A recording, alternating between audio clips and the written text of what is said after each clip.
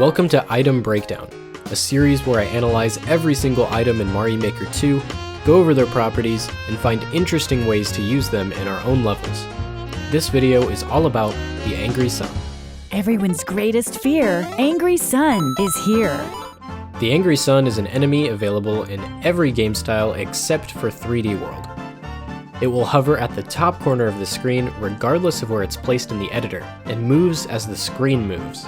Every few seconds, the Angry Sun will dive towards Mario, then become fixed on the opposite side of the screen. This is telegraphed by its behavior shortly before diving. However, in the new Super Mario Bros. U game style, it also has an auditory cue.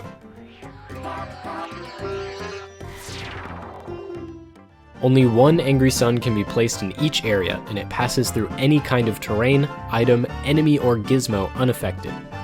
It is slowed down if it travels through any kind of liquid though. It will also light the fuse of any Bob-omb it comes in contact with.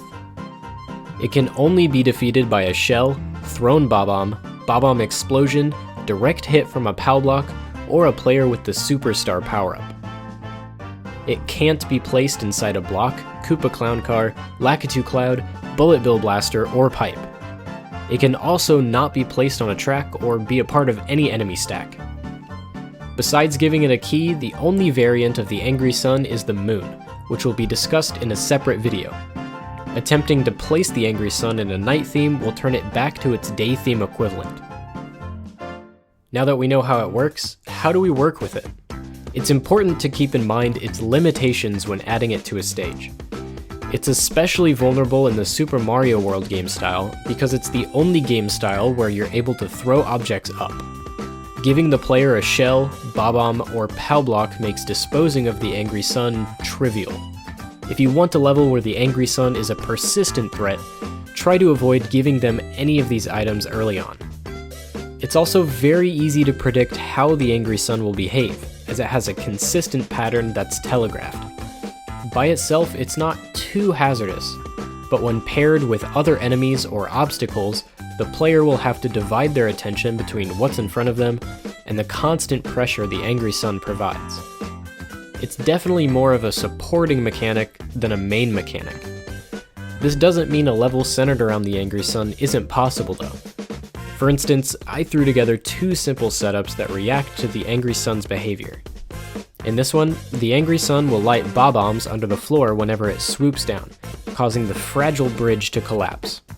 Something like this needs to have moments where the player is forced to slow down though. As it is, there's nothing stopping them from running full speed to the end.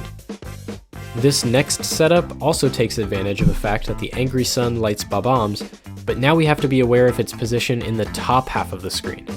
If we scroll the screen over too far, the Angry Sun will light one of these Bob-ombs, which removes the floor once it explodes, even if the contraption is completely out of sight.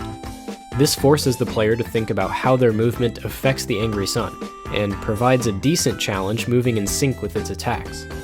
Besides these, the Angry Sun works best as an additional element in an already established theme. Traditional levels can make use of the additional challenge it offers by simply being present on screen, and other levels will have to get a little creative in how they use the Mad Star.